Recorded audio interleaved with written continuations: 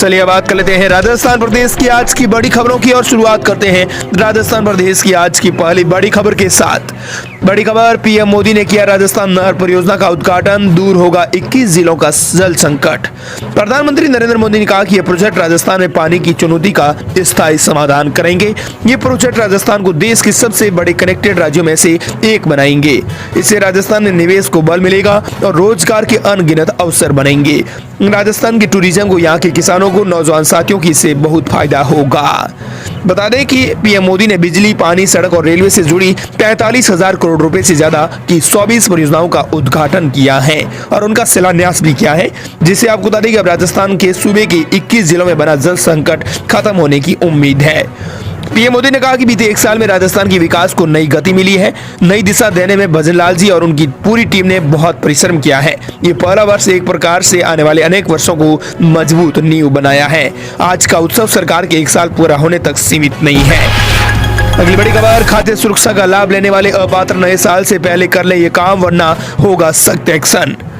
Give up अभियान के तहत खाद्य सुरक्षा के अपात्र लाभार्थियों और विशेषकर आयकर दाता और राज्य कर्मी और 4 पहिया वाहन, ट्रैक्टर और धारकों के लिए स्वेच्छा से खाद्य सुरक्षा योजना का लाभ छोड़ने का अभियान 31 दिसंबर तक चलेगा। इसके बाद इन श्रेणियों के अपात्र परिवार के चिन्हीकरण के लिए सर्वे कराया जाएगा, जिसमें अपात्र पाए जाने पर कानूनी कार्रवाई की जाएगी। सस्ते सिलेंडर के लिए भी मैपिंग जारी है। मुफ्त राशन के लिए ये जरूरी काम है। खाद्य सुरक्षा का लाभ लेने वालों अपात्र नए साल से काम कर ले, वरना सख्त एक्शन भी हो सकता है। अगली बड़ी खबर, जनवरी में पूरा हो रहा है 6,759 ग्राम पंचायतों का कार्यकाल, गांव की सरकार में नया प्रयोग, पहली बार जनप्रतिनिधि हो सकते हैं प्रशासक। प्रदेश के पहली बार जनप्रतिनिधियों को प्रशासक लगाने की तैयारी है। दरअसल 6,759 ग्राम पंचायतों का कार्यकाल जनवरी में पूरा हो रहा है और इनमें प्रशासन लगने हैं। 704 ग्राम पंचायतों का कार्यकाल मार्च 2025 में पूरा होगा। इनमें भी प्रशासक लगेंगे। भजनलाल सरकार प्रदेश में 1 स्टेट 1 इलेक्शन की मोड में है। ऐसे में एक साथ चुनाव कराने को लेकर भी एमपी, झारखंड और हाल ही में उत्तराखंड में अपनाए गए फॉर्मूले का अध्ययन कर सरकार ऐसा करने जा रही है। अगली बड़ी खबर, पीएम मोदी बोले राजस्थान के 100% घरों तक नल से पहुंचेगा पानी, नदी जोड़ने की योजना में देरी की जिम्मेदारी कांग्रेस। दरअसल पीएम मोदी ने दावा किया है, मोदी ने जाते जाते राजस्थान में एक गारंटी दे दी है। पानी को लेकर राजस्थान के सभी घरों यानी 50 जिलों के घरों तक पहुंचेगा पानी। ताजा समझौते से राजस्थान को पानी मिलने का दावा किया है। उन्होंने कहा कि राजस्थान के 100% घरों में नल से जल पहुंचेगा। केंद्रीय जल मंत्री इस अभियान को हाथ में ले रहे हैं। उन्होंने कहा है कि रूफटॉप सोलर स्कीम में भी राजस्थान को फायदा हुआ है। उन्होंने कहा कि जालोर, बाड़मेर, चूरू, झुंझुनू, जोधपुर, नागौर, हनुमानगढ़ ऐसे कितने ही जिलों को नर्मदा का पानी मिल रहा है। हमारे यहाँ कहा जाता है कि नर्मदा जी में स्नान करें और परिक्रमा करें तो उनकी पीढ़ी का पाप भी खत्म होकर पुण्य प्राप्त होता है। अगली बड़ी खबर, राजस्थान के 7 जिलों में भी शीतलहर का अलर्ट, 14 शहरों में कड़ाके की सर्दी, 5 डिग्री से नीचे आया तापमान, अगले 3 दिन में बढ़ेगी ठंड। राजस्थान में कड़ाके की सर्दी का दौर जारी है। सोमवार को पूरे प्रदेश में 16 शहरों का न्यूनतम तापमान 5 डिग्री सेल्सियस से नीचे आ गया। सीकर, झुंझुनू में अधिकतर तापमान 8 डिग्री सेल्सियस तक गिर गया। वहीं आज बुधवार सुबह टोंक सहित आसपास के एरिया में घने कोहरे का असर रहा है। मौसम विशेषज्ञों के मुताबिक राज्य में अगले 3 दिन सर्दी और तेज होने की आशंका है। इसी बीच फतेहपुर के अलावा अन्य शहरों का तापमान गिरकर 0 या माइनस में भी जाने की संभावना है। अगली बड़ी खबर, रोडवेज की बसों पर अब राजस्थान राज्य पथ परिवहन निगम ही लिखना होगा अनिवार्य। बेड़े में शामिल होने वाली नई बसों पर राजस्थान परिवहन निगम के स्थान पर राजस्थान राज्य पथ परिवहन निगम लिखने की शर्त रखी है। राजस्थान रोडवेज बेड़े में अब शामिल होने वाली नई बसों पर राजस्थान परिवहन निगम के स्थान पर अब राजस्थान राज्य पथ परिवहन निगम ही लिखाया जाएगा। इसको लेकर रोडवेज प्रशासन ने टेंडर में बदलाव करते हुए अधिकारियों को भी निर्देश दिए हैं। अगली बड़ी खबर, अजमेर डिस्कॉम से जुड़े 17 जिलों के पावर वाले महिला पुरुष धरने पर बैठे, भजनलाल सरकार से उनकी है खास डिमांड। राजस्थान के अजमेर जिले में डिस्कॉम कर्मचारियों ने सोमवार को अजमेर डिस्कॉम के बाहर निजीकरण के विरोध को लेकर धरना प्रदर्शन शुरू किया। अजमेर डिस्कॉम के 17 जिलों के अधिकारियों और कर्मचारियों ने यह धरना प्रदर्शन किया है। यह धरना प्रदर्शन राजस्थान विद्युत संयुक्त संघर्ष समिति के आह्वान पर किया गया है। डिस्कॉम के कार्मिक अजमेर डिस्कॉम मुख्यालय पर इकट्ठा हुए, यहाँ धरना प्रदर्शन कर नाराजगी जताई। अगली बड़ी खबर, एनसीईआरटी की किताबें अब राजस्थान में होंगी 20% सस्ती। अगले सत्र से 9वीं से 12वीं की किताबों की कीमत कम होगी। सस्ता कागज होने का फायदा स्टूडेंट्स को मिलेगा। सीबीएसई बोर्ड से पढ़ने वाली 9वीं से 12वीं के स्टूडेंट्स के लिए खुशखबरी है। अब अगले एकेडमिक सेशन यानी 2025-26 से एनसीईआरटी की 9वीं और 12वीं तक की किताबें 20% तक कम कीमतों पर मिलेगी। एनसीईआरटी के डायरेक्टर दिनेश सकलानी ने कहा कि इस साल किताबों के लिए कागज की खरीद काफी किफायती दामों में हुई है। साथ ही प्रिंटिंग प्रेस की टेक्नोलॉजी में भी सुधार हुआ है, इसलिए किताबों की कीमत कम हुई है। इसका सीधा फायदा छात्र छात्राओं को दिया जाएगा। अगली बड़ी खबर, उपचुनाव की हार के बाद कमजोर पड़ी कांग्रेस, डोटासरा बोले काम नहीं करने वालों को मिलेगी छुट्टी।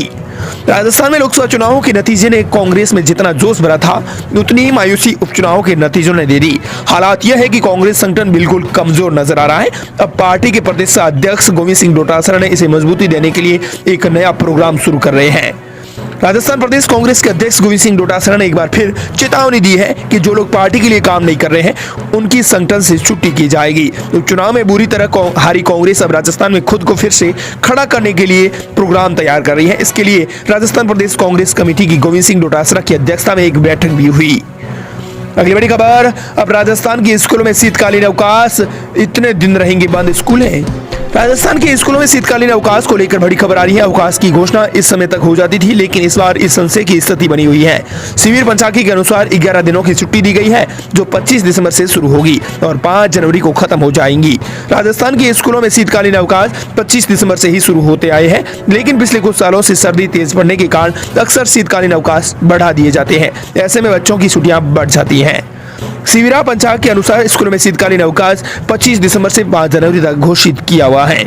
इसके साथ ही शीतकालीन अवकाश इस बार भी 25 दिसंबर से 5 जनवरी तक है, जिसके बीच में कई प्रतियोगिताएं भी आयोजित की गई हैं। अगली बड़ी खबर, प्रदेश कांग्रेस की बैठक, राज्य सरकार की विफलताओं को उजागर करने की रणनीति। 18 दिसंबर को राजभवन तक मार्च और विरोध प्रदर्शन करेगी कांग्रेस। राजस्थान प्रदेश कांग्रेस कमेटी पीसीसी के अध्यक्ष गोविंद सिंह डोटासरा ने प्रदेश कांग्रेस मुख्यालय में एक बैठक ली, जिसमें विधानसभा में नेता प्रतिपक्ष टीकाराम जूली समेत कांग्रेस के वरिष्ठ नेता भी मौजूद रहे। अब 18 दिसंबर को राजभवन तक मार्च और विरोध प्रदर्शन किया जाएगा, घेराव किया जाएगा। प्रदेश पदाधिकारियों की बैठक ने यह फैसला लिया है। अगली बड़ी खबर 19वीं किस्त को लेकर है। पीएम किसान सम्मान निधि योजना को लेकर आ रही है। अगर आप एक किसान हैं तो पात्र होने पर आप भी पीएम किसान योजना से जुड़कर लाभान्वित हो सकते हैं। लेकिन पीएम किसान सम्मान निधि की 19वीं किस्त का इंतजार कर रहे किसानों के लिए बड़ी खबर आ रही है। पिछली किस्त यानी 18वीं किस्त अक्टूबर में जारी हुई थी। ऐसे में नियमों के अनुसार देखें तो अगली किस्त के 4 महीने का समय जनवरी में पूरा हो रहा है। इसलिए माना जा रहा है कि अब किसानों को दिसंबर में नहीं बल्कि जनवरी में किस्त का लाभ मिलेगा। हालांकि अभी आधिकारिक जानकारी तक सामने नहीं आई है।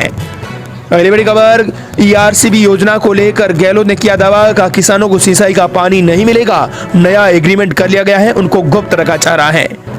पूर्व सीएम अशोक गहलोत ने पार्वती कालीसिंध संबल स्टैंड राजस्थान कैनाल प्रोजेक्ट यानी ईआरसीबी के नए प्रोजेक्ट में किसानों के लिए सिंचाई का पानी का प्रावधान नहीं रखने का दावा किया है।